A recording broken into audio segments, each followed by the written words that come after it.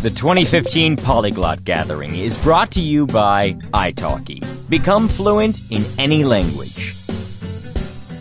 Welcome to Etruscan. First of all, I have to apologise. I'm not a native speaker myself. The last one died about 2,000 years ago.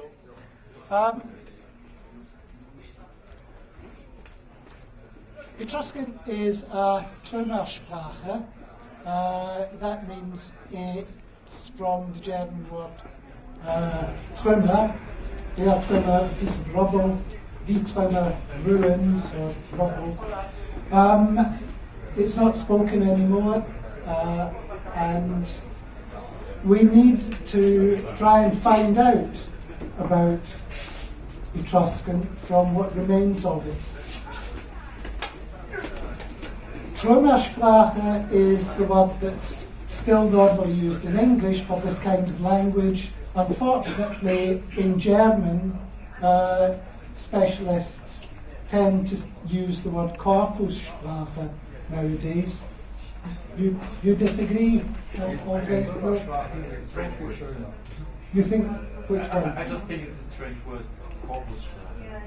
Well, yeah. Every language has a The problem is that Etruscan is almost well, we'll come to what extent that is true in a minute. But because I think the word Korpussprache is a bit boring, I will use Trümmersprache. So, Trümmersprache, here are some ruins.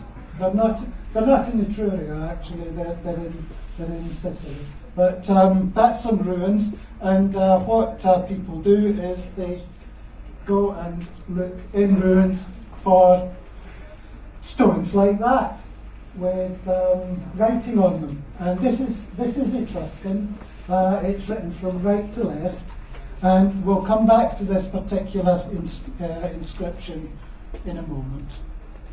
There are a lot of myths about Etruscan, that it is marginally attested, that is, there is little written information about it. This is not quite right. Poorly understood. It's not completely understood, but the idea that we know nothing of it is not true. No relatives, well, we'll come on to that in a minute. So, marginally attested, that's wrong. There are over 10,000 inscriptions of varying lengths for Etruscan, and actually we keep finding inscriptions for Etruscan. There was a catalogue of all the Etruscan inscriptions which came out in 1990, and since then that number has gone up by 5% as people keep finding inscriptions in their gardens, in caves, and so on in North and Central Italy. Poorly understood? Well, no. Moderately understood, I would prefer to say. No relatives. It has at least two close relatives, but unfortunately both of those are less well understood than Etruscan itself. We'll have a look at those two languages in a minute. There are suggestions that keep being made about wider relatives for Etruscan. We'll come on to that subject later. And the last myth about Etruscan is that it is a relic from the time before the Indo-Europeans arrived in Europe in the Neolithic Revolution. No, it isn't. It's not as old as that.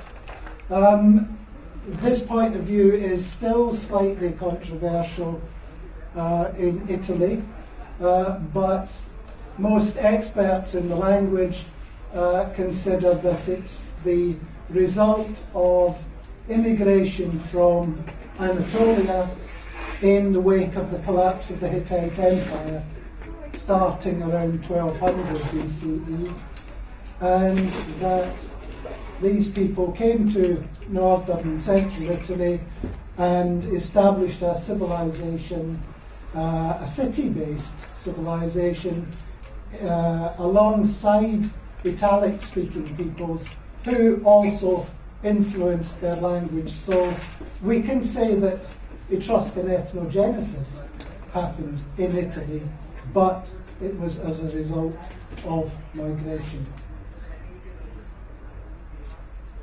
Right, back to our inscriptions. As I say, we can read it from right to left, and it says, Tula spural hil puracum victio vch paper.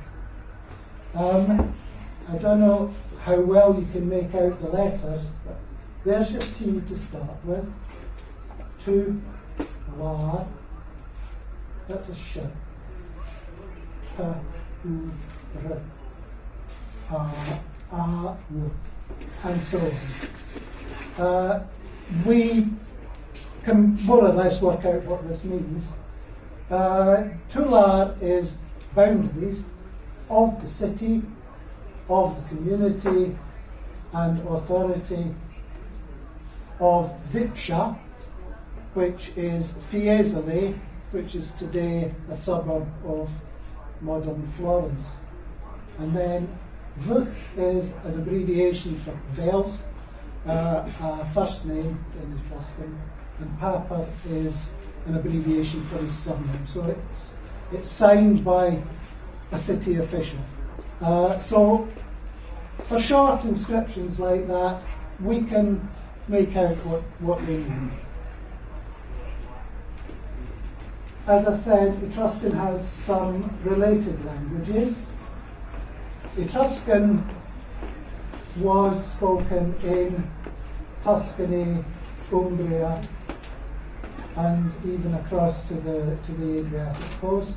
Etruscan inscriptions have also been found in the area around Naples in Campania, some inscriptions in Corsica, some also in Tunisia, and in southern France, although not so many.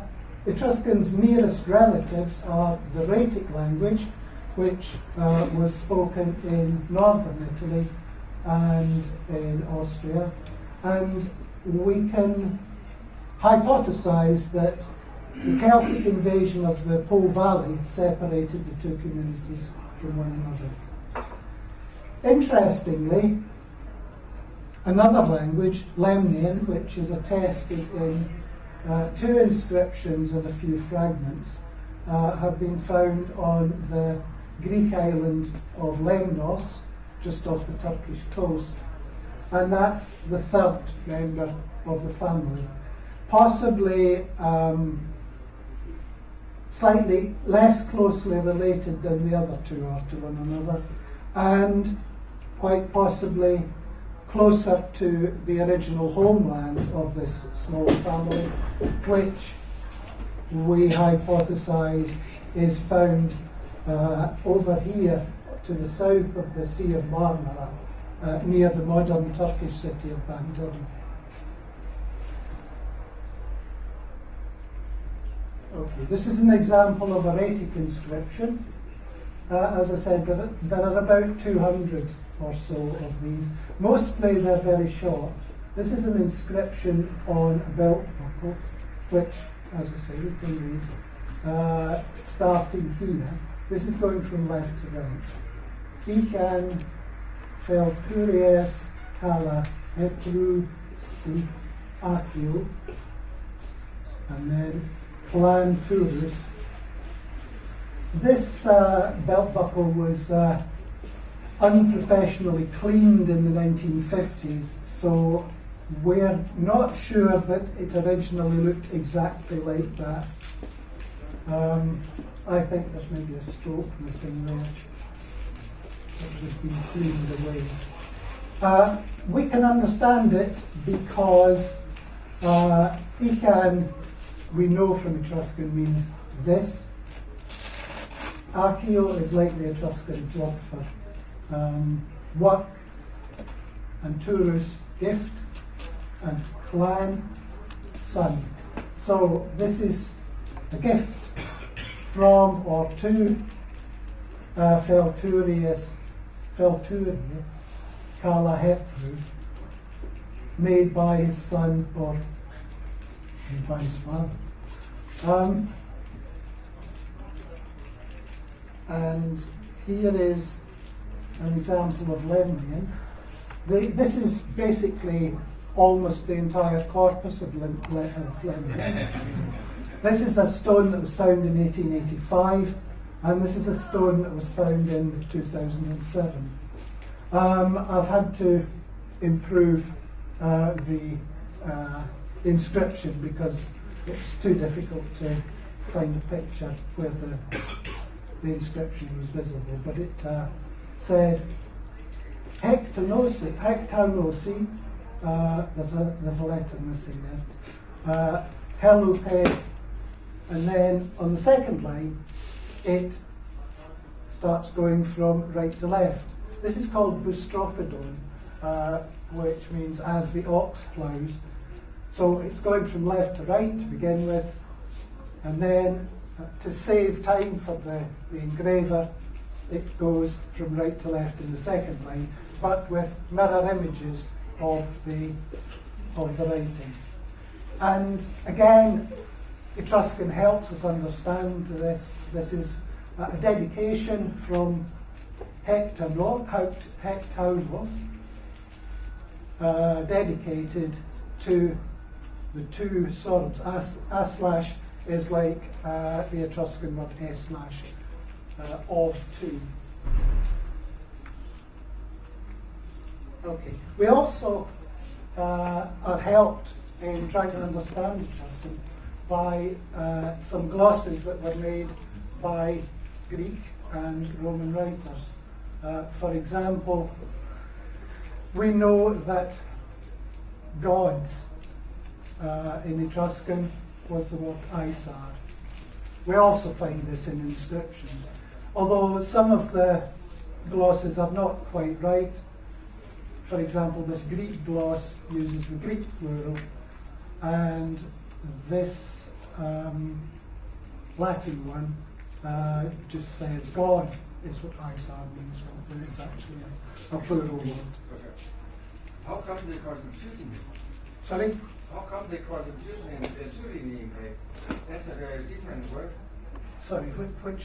Second line, last word. Second line, Tyrrhenoi. Yeah, that's another word for Etruscan. Say something about the area.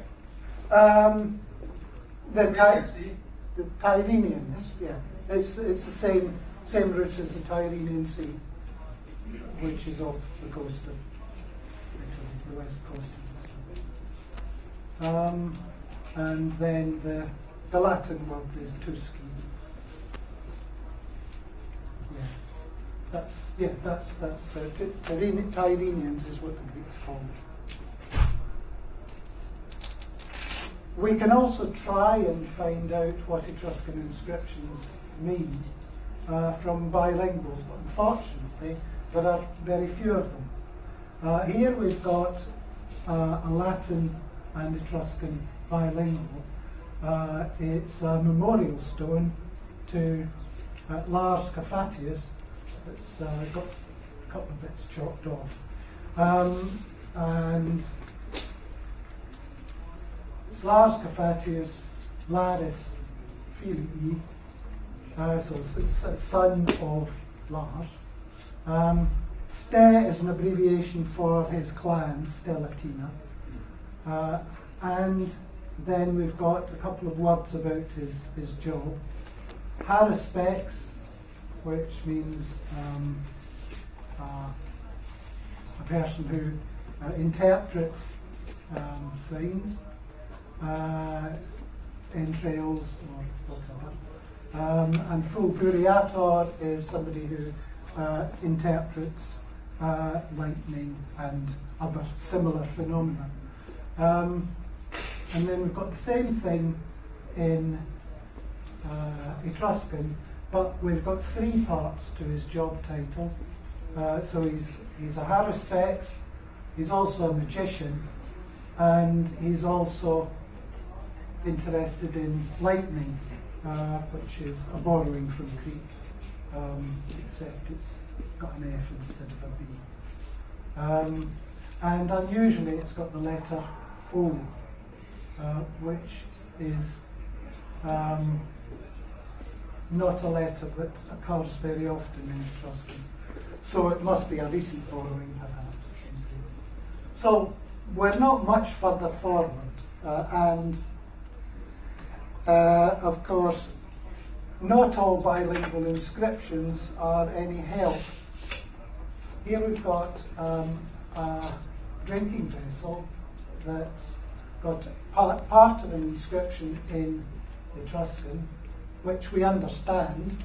Me Turuns, I belong to Turun or Turan, which is the Etruscan word for Aphrodite or Venus, or their equivalent of her. And possibly the maker has also added in Greek diakos te, which probably means something like, and so does Diakos. So I belong to Aphrodite, and so does Diakos. So again, not much help. However, in 1964, some gold tablets were found off the coast near Rome.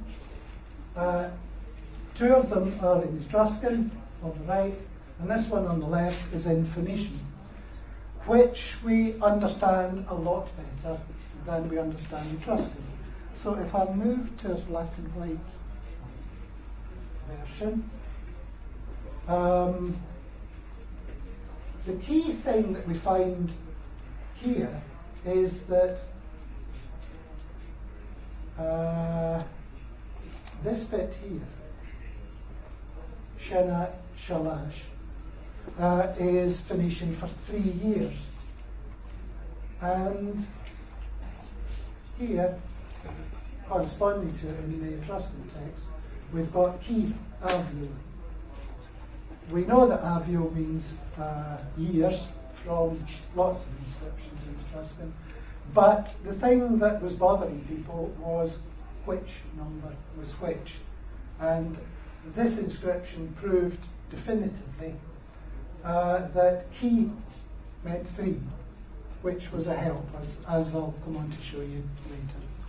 So these 3 gold tablets, if you go to the Villa Giulia Museum in Rome, you'll find a display cabinet on the ground floor which says these are the gold tablets from Persia. Then if you go up the stairs in the museum, you'll find another display cabinet which says that also these 3 gold tablets are the PG tablets. In actual fact, neither of the display cabinets has got gold tablets in them. They're being made of solid gold. They're sitting in a bank vault. I don't know which bank vault. I would like to know. Oh, I couldn't possibly. So, as I say, it did help a bit, and as I say, we understand Phoenician quite well. Picture bilinguals are also a help, although there aren't a lot of them. I don't know if you can see it very well. This is the back of a mirror with a mythological scene, and there's a guy there holding up a little board with a narrative about what's happening. So we can assume that that text says something like, this picture shows how Hercules, son of Juno, was suckled.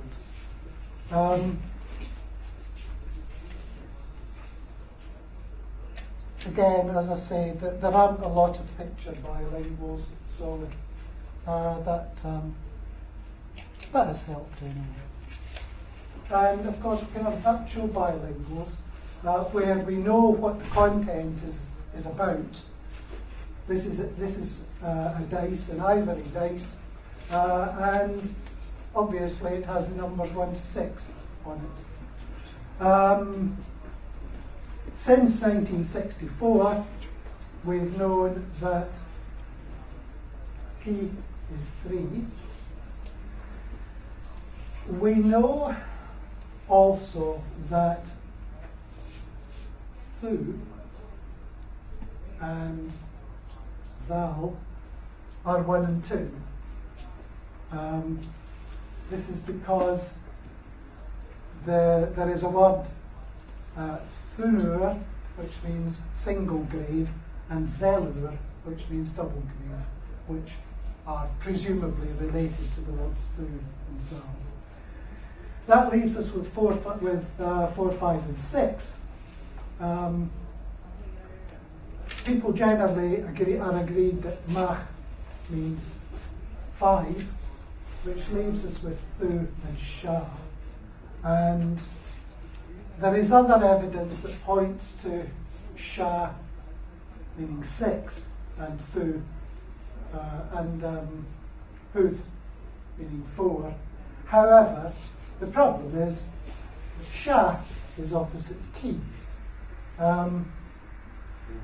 which on modern dice we would expect to make it 4.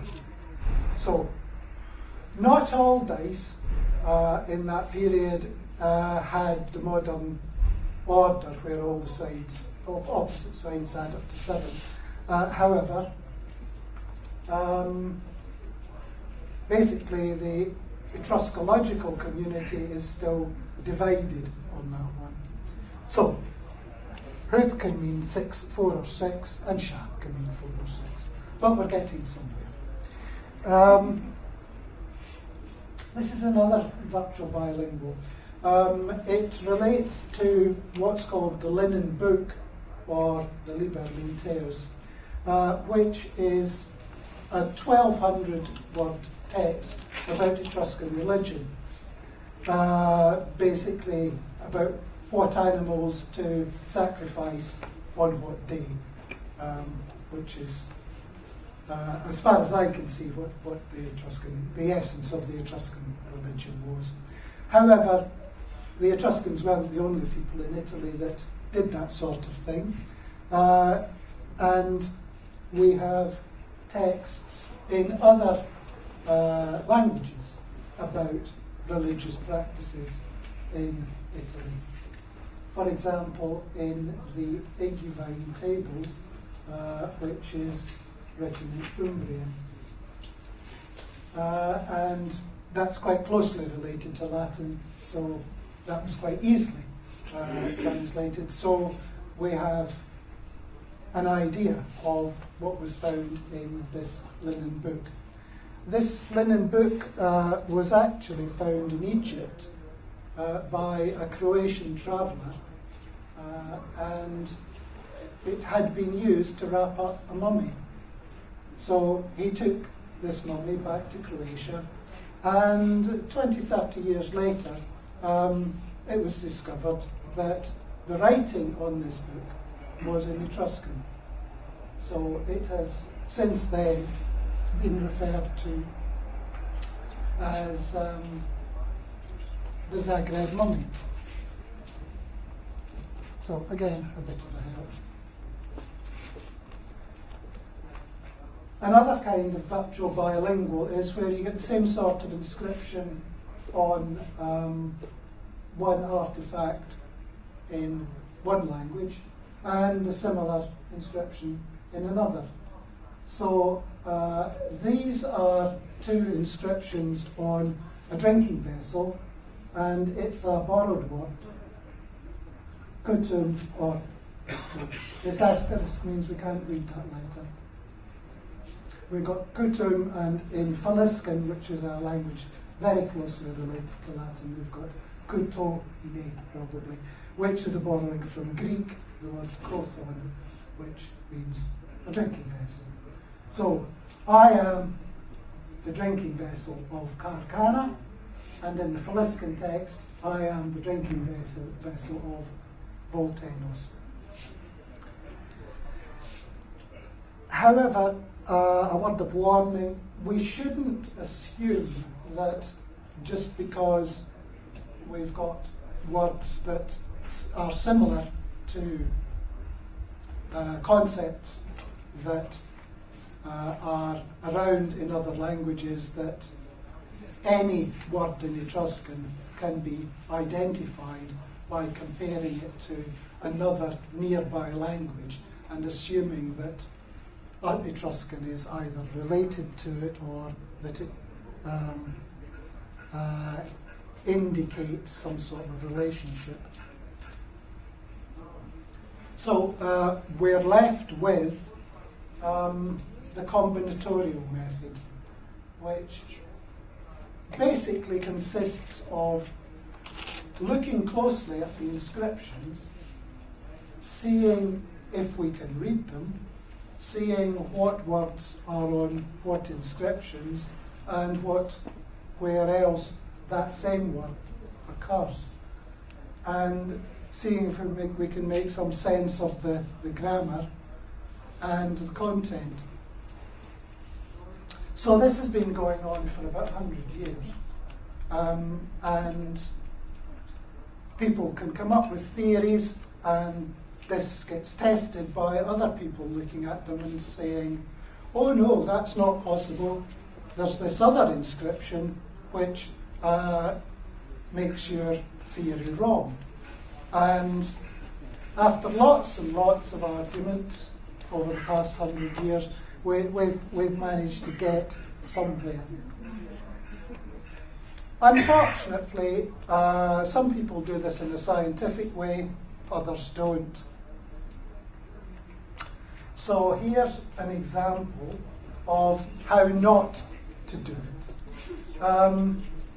This is something on the internet that I found, which claims to have traducted the Etruscan language by an expert in languages, who has taken a text and tried to find Albanian words that suit it, which gives us a translation of "Our nobles left us raised down the grave," which sounds a bit weird as a text.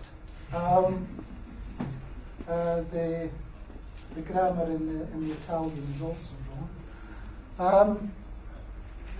So this is the inscription that they're talking about, which is a big stone about this height, which can be found in a museum in Perugia. It was found at the end of the 19th century in the countryside just outside Perugia. Well, does it look like a gravestone to you? No. Because on Etruscan epitaphs, what we find usually is the name of the deceased, his or her career, what age they were, and not a lot else. So if this is an epitaph, it's very verbose. In actual fact, we do understand it. There are also dots between the words, which later on in the text are completely ignored by our would-be Albanian translators. We do actually understand these words. We know that Tiurat is a referee or a judge.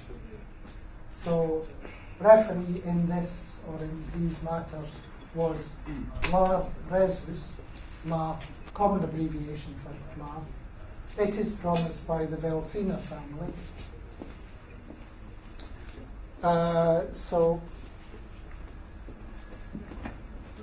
it's again another example of nonsense on the internet. Anybody here speak Hungarian?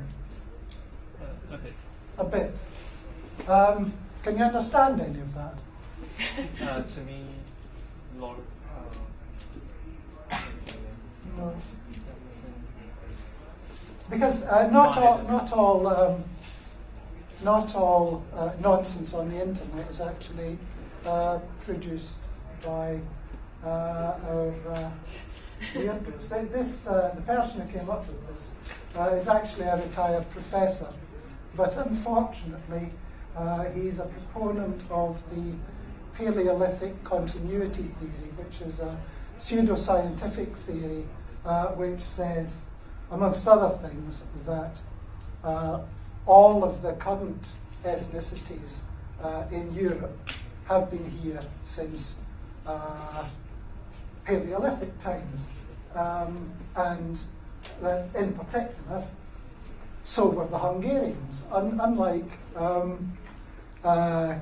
standard theory of almost everybody else, that the Hungarians arrived in Central Europe round about 900 CE, hundreds of years after Etruscan died out.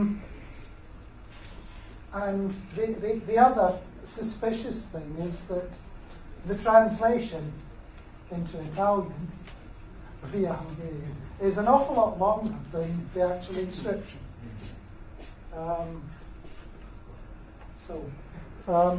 Yeah. Here's another example. It's not on the internet, it's going back quite a while. This is actually a constant theme in Etruscan studies. Somebody comes up with some attempt to prove that Etruscan is related to Indo-European. Because they start from the premise that the Etruscan word me, which means I or me, must be Indo-European just because it happens to look like it. So here we have his proof. He starts by saying that Etruscan ka, which means this, corresponds to the Hittite cash, this. And so on with the accusative. And as this was written before 1964, he thinks key means here, or there, rather. In actual fact, he's comparing a late word in Etruscan for this with a Hittite word. And earlier forms of Etruscan words for this actually are ika and ikan. So he's not comparing two forms that are like one another. And in any case, relationships are not based on resemblance. They're based on systematic differences. And there's another mistake that has been made. He claims that this word eshmi has come from an inscription that says me lavia surmies. In actual fact, he's read it wrong. He started reading in the wrong place. It should be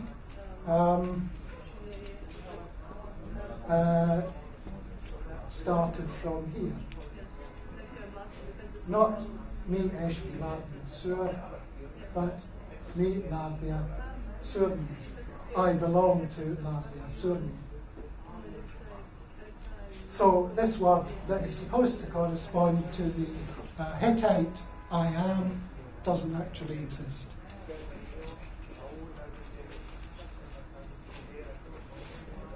And even highly respected figures in linguistics are not immune from sticking their necks out and making quite extravagant claims.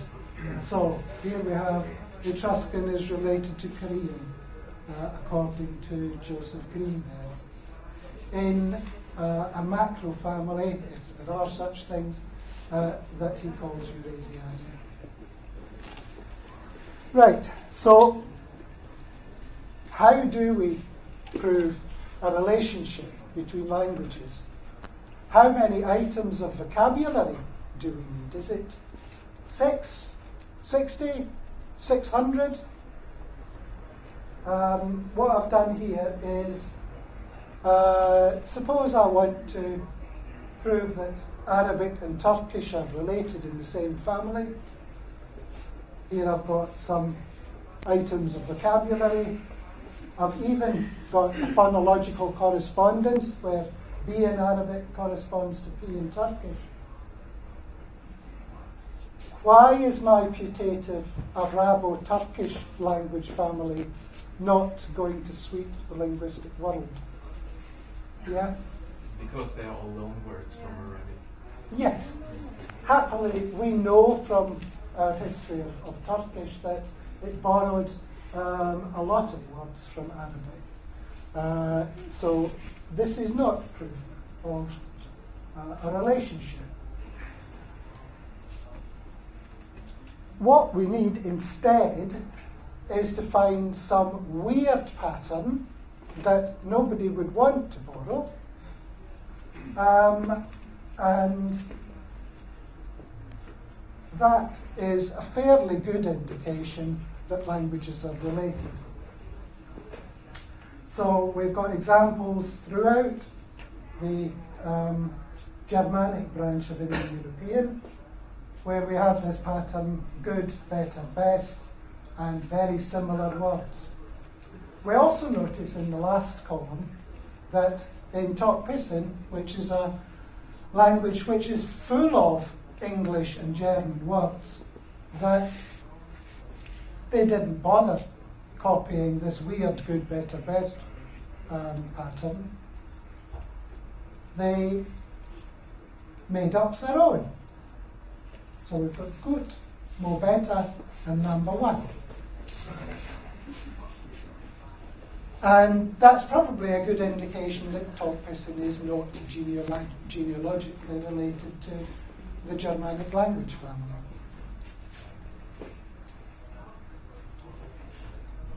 Okay. We've got a pattern here that's not quite as good as good, better, best. We've got, this is our word for three again in Etruscan. We've got a similar word in Chechen, ko, and in ancient Hurrian, we've got kigya. And we've got similar derivatives of the concept of three that are that can be found in Chechen and Hurrian that look a bit like what's happened with a slightly different, well, in one case the same, and in one case a slightly different derivative of three. Yeah. What? Sorry, I thought you were raising your hand. No. So, we don't know what, if anything, Etruscan is related to in a wider sense, but that is one of the things that I find particularly interesting about Etruscan, this mystery of where it's come from. I mean, Etruscan is Etruscan, but there's more to it than that, and we haven't quite finished deciphering. Well, deciphering is not the word. We have not finished finding more about Etruscan that must be there to be found. Part of the solution will be found possibly in some garden in Italy. We know that there was a lovely big grammar of Etruscan that was written by the wife of one of the Roman emperors. It would be really nice to find that. But if we don't, then we're just going to have to keep going at it somehow. So that for me is one of the reasons that I find Trümmersprachen interesting, because of wanting to fill in gaps in our knowledge of linguistic history. There are lots of other Trümmersprachen. For example, these are a couple of languages in the Hispanic Peninsula, which are not as well documented as Etruscan, but are not thought to be related to any known language. There's also Celtiberian, which is similar script, but we know that it's related to Celtic. Then we've got the languages of Anatolia, which are also of great interest. Hurrian and Urartian are related to one another, but not as far as most people are concerned to anything else, although some Russian scholars think differently. But that hasn't found general acceptance. Hattic, again, is an isolate, and there are lots of other Anatolian languages which are Indo-European. So very interesting. The cuneiform script is quite difficult, but it's a challenge. We've also got lots of other ancient cuneiform languages which are written in cuneiform. Sumerian, Akkadian, Elamite. We've also got the Indus Valley script, which is again another very old. Is it a writing system? Some scholars have thought that it possibly isn't actually encoding language, but that it's just like visiting cards with symbols that vaguely represent religious symbols or something like that. We've got other languages from the Mediterranean. Linear B was decoded as an early form of Greek.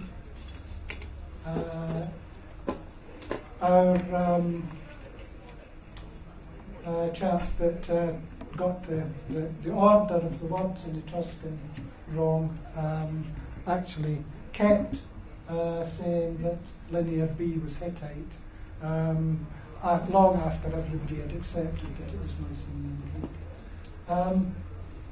But Linear A, we still haven't quite got to the bottom of. There's also Ethio-Cretan from Crete, which has very little material, and some of that was destroyed in the Second World War, so if you're interested in that, good luck. We've got lots of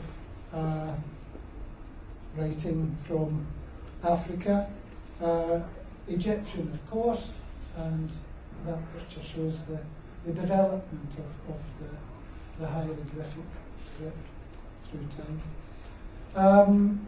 This picture of a cow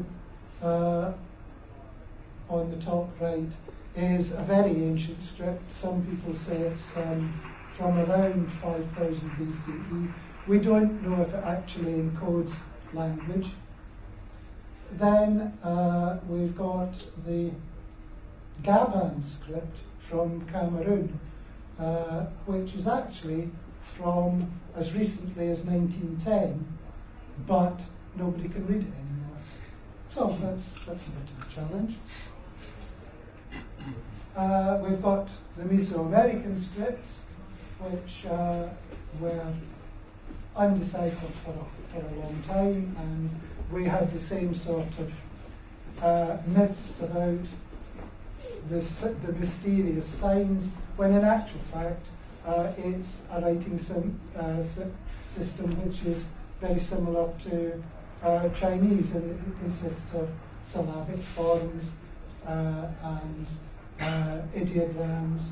Sorry, it's closer to like what Japanese is, ideograms and with syllabic inscriptions. Wrong, we know what language this is. We're almost certain what language it is. It's encoding some form of Rapa Nui, but we just can't decipher the script. And if you want a real challenge, this is North Pisces, which is written in an alphabet very similar to Etruscan from northern Italy, just over towards the Adriatic coast. It's a bit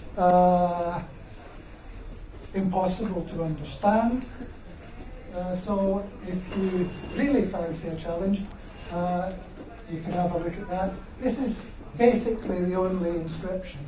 There are some fragments, but that you could spend an afternoon on that. Where is that, sorry? North Pisces. Where is that? It's the Adriatic coast of Italy, near Ravenna. Not Ravenna. Rimini, yes, that's it. And we can probably transliterate it, but we have no idea what it is. And if you're interested in the joys of Etruscan, what I absolutely recommend is this book by Rex Wallace. As I say, there is a lot of rubbish on the internet. I don't recommend looking at it at all. Except that there are probably a couple of good articles on Simon's site. That's why I said most of what's on the internet. And some other authors that I've mentioned underneath. So thank you for your attention. We've maybe got time for no time for questions. Okay, if you want to catch me after, then fine. But thank you very much.